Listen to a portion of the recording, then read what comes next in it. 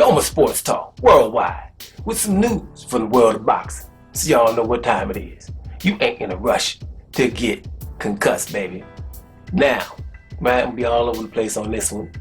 Try to make it quick. There's a few things I want to say about your boy, a superstar in boxing. Lightweight champion, WBC style, Devin Haney. Right, Devin Haney's about to fight your boy, Jorge Linares, on May 29th in Vegas, right? It's going to be his hardest bout today because Jorge Linares is 47 with 529 KOs.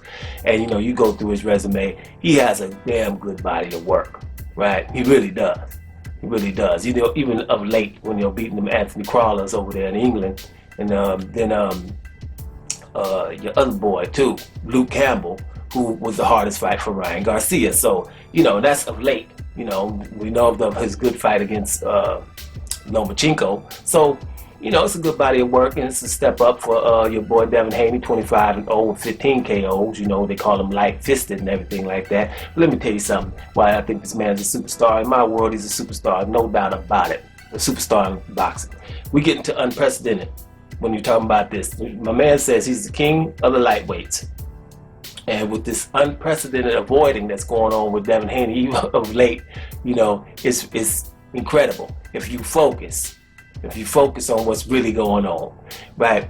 Devin Haney, right, is the guy where, you know, he started all this confusion actually in the lightweight division that we got now. I'm talking about confusion, right? But if you really think about it, it was just a tournament, a simple tournament with Teofimo Lopez and Richard Comey and Devin Haney and Lomachenko, right?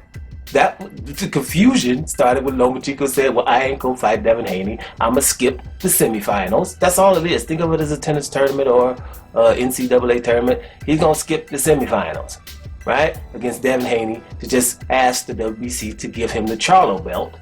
And he can fight with the Charlo belt. He can now not fight Devin Haney and go straight into fighting Teofimo Lopez, who did his. Teofimo beat Comey, and he did his semifinal, but Lomachenko asked to not do it. That's simple as that. That's what happened. That's how articles should be writing it. That's what should be happening. But that's the first thing, and that's where the confusion is, and that's because of Devin Haney, right? So it goes further. But I want to just read you, it's an article talking about the fight and how the articles come out and how the articles can be misleading. And that's why, you look at mainstream media with it just, with a funny little look, give them a side look, you know what I'm saying? Because they're talking about Devin Haney can expect to compete with Ryan Garcia for an order to fight Teofimo Lopez if the American rising star comes through Jorge Linares, right? They got the dream, that's Devin Haney facing Linares on May 29th in Las Vegas, knowing Lopez to be in the opposite corner at the end of the year. Saying, if he can beat Linares, then he can get Lopez, right? Lopez is the current WBC franchise champion to Haney's regular version. The division has become a confusing one due to the number of WBC titles held. Now, whoever wrote that article, think about that. He's going to just say the WBC franchise championship, the Charlo belt, and then put the quotes up when he say a regular version for Devin Haney. Instead of saying, hey, Devin Haney has traditional. Give us some respect on what Devin Haney did because he just did it traditionally. The franchise title, aka Charlo belt, is what Lomachenko asked for, something brand new. So that's what you should be putting the quotes up for, not for the dude who did it, traditionally. He has the traditional belt, right? And it goes further. Ryan Garcia is the interim belt holder and is pushing the WBC for a mandatory shot at Haney. This is an article. Right? Who the hell wrote that? Ryan Garcia is the mandatory already, right? And he could have had a fight. He's a mandatory who said, I am not trying. He beat Luke Campbell, right? And now he's the mandatory, and he's been talking about everybody except Devin Haney, right? Manny Pacquiao and my man here, Gervonta Davis. But that's not Devin Haney. How many mandatories don't ask for the championship fight? Mandatories are the loudest people in boxing, right? But because it's Devin Haney, right, or in Jaime Munguia's case, that's the only other mandatory who won't fight Demetrius Andrade, right? So he's going to fight Mark Selecki and been talking about Selecki and been talking about Gennady Golovkin. Yeah, but Andrade is also awesome. That's why his mandatory don't want him neither. And Devin Haney's don't want him neither. Right? So say that. But this article's acting like Ryan Garcia, the interim belt holder, is pushing for a WBC mandatory. He ain't pushed nothing. He don't want to do it. He tell you openly. So why y'all acting like y'all didn't hear that openly thing that he stated? See what I'm saying? That's how that works. This is unprecedented, man. What's going on with him?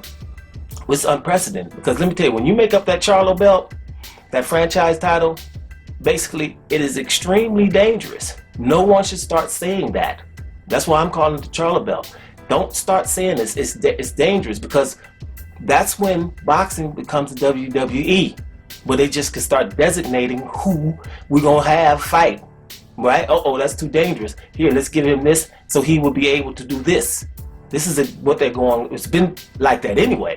But when it starts becoming blatant and in your face, right? It's going to be the WWE. Look at the fighters coming back and saying, hey, well, shoot, if I can go on Triller and fight, like Roy Jones and Mike Tyson, then everybody's going to come back. It's going to get diluted. People and put everything on pay-per-view, right?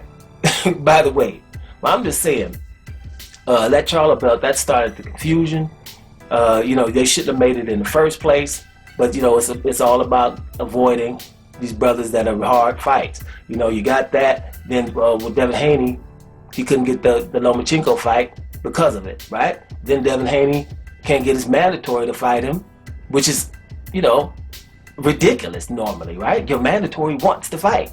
He can't get that either, right? Then the Teofimo Lopez could beat him to become undisputed without a doubt, right? Without a doubt, he can't get that fight neither, right? I mean, think about it. You got an undisputed fight, can't get it against a good fighter, right? A champion now with 3 belts.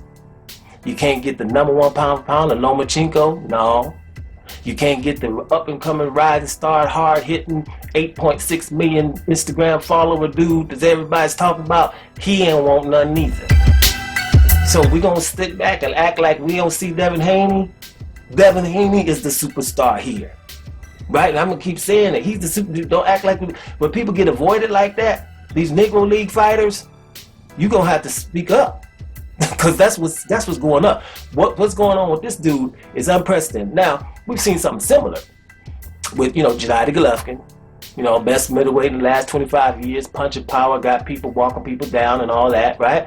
Yeah, I could beat everybody from 154 to 175 pounds. Then he took it down to 154 to 168 pounds.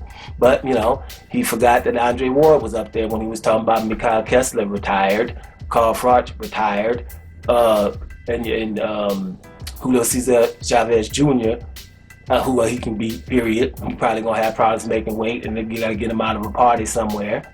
Right? So those are the 3 he meant. But they said it, right? And then Andre Ward was like, I'm here. What did they do to Andre Ward? He said, no, he don't want to have... matter of fact, he said, no, not right now. He's too much. That's what he said, exactly. But he didn't have to fight him. HBO told Andre Ward, no, and tried to send Andre Ward to the damn Lions. Like, leave this guy alone, and he don't have that much punching power, Andre Ward. Shouldn't have been scared for Gennady Golovkin at 160, who just said he can beat everybody, to fight Andre Ward. But kept him away from him and told Andre Ward, you go up, you're a division higher, to a Lion. Right? From Lion, he went up there and messed them damn Lions up. That's what he did. And I'm just plural, because he beat him twice. And the first time he beat him, he should have been like, hey, wait, the smaller guy, barely won the fight. Shouldn't have been no issue. Because matter of fact, wasn't you the Lion that everybody was scared to fight? No, it didn't. It wasn't looked at that way, right? Everybody wanted a rematch immediately. Got one and got a worse result. Legendary. But we act like we don't see stuff like that. That's what's going on with Devin Haney right now. The best of the best, the very, very best, don't want none. Now we got him and your boy Linares, right? Now we got Lomachenko facing Nakatani, right? We got Lopez fighting Kambosos. We got Ryan Garcia fighting Javier Fortuna. And we're going to talk about, it's the Fab Five. It's Lomachenko and the Fab Five. right? Then the other ones, everybody else talking about, yo, it's the Fab Four, the young generation coming up. No, it ain't. It's number one, right? And one spelled W-O-N. Devin Haney. That's the king of the lightweights. And it's not even close no more. Dome Sports Talk. Worldwide. And I'm up out of here, y'all.